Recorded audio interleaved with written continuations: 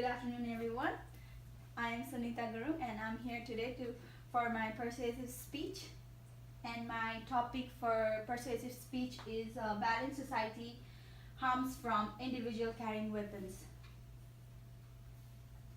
In today's society, especially among Americans, there is no hotter discussion topic whether or not we need weapons in our society. According to National Center for Injury Prevention and Control, 2002, 7,462 adolescents were injured in weapon-related violence. Almost 12% of 12th grade students in the United States reported having been threatened with an injury with a weapon at school, and 5% reported having actually been injured with weapon. And yes, as Naira argued, they do benefit our society in some ways. However, I am opposed to the argument that it benefits from individuals carrying weapons. Today I would like to examine how unbalanced society harms from individuals carrying weapons. We will examine how was it is harming society, then talk about its disadvantage upon society. Let's move on to my first argument. My first argument is that security and weapons are two opposite things.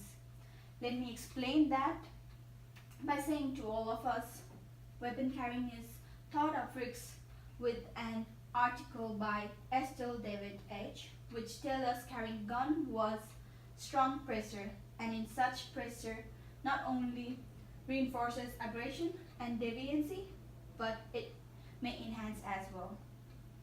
Over time, it may cause serious violence, substance abuse, school dropout, and other forms of criminal activity. You can look at the graph right here. It shows the case fatality rates by suicide method, and you can see the highest is from firearms, which is 82.5%, while the others are very lower, and this has been one of the highest reason for the suicides. If you look at the statistic, we will see lots of homicides, suicides, and Harvard research have found that fatality rate for suicide attempts with guns is over 90%, while other common ways of suicide is under by 5%. America has more gun death than other countries without carrying weapons.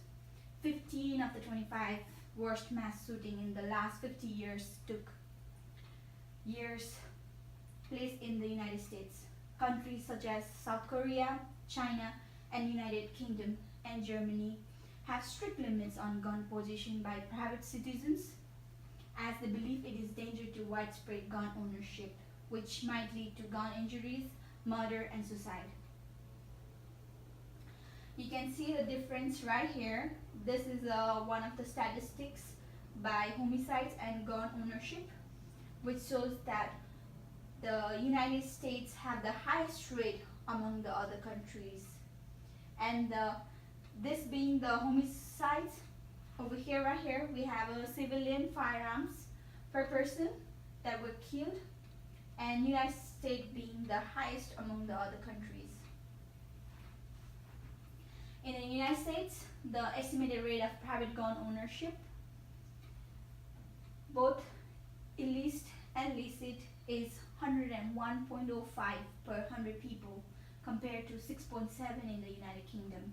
This enormous number help understand the fact that the rate of death caused by guns is of 10.3 per 100,000 people, almost 45 times higher than the United Kingdom.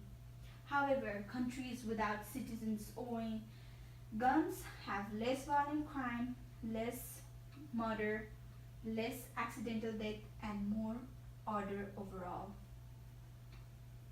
So for my conclusion, I want to conclude that all of us can see that individuals carrying weapons harm society. Weapons designed to kill people will always do more harm than good. There are jobs which are designed to carry guns and weapons, like military force, police officers. They are highly trained to utilize it in proper situation, but guns and weapons in untrained and unskilled hands are danger to all. So it is better not to carry weapons individually. Thank you so much for listening to me.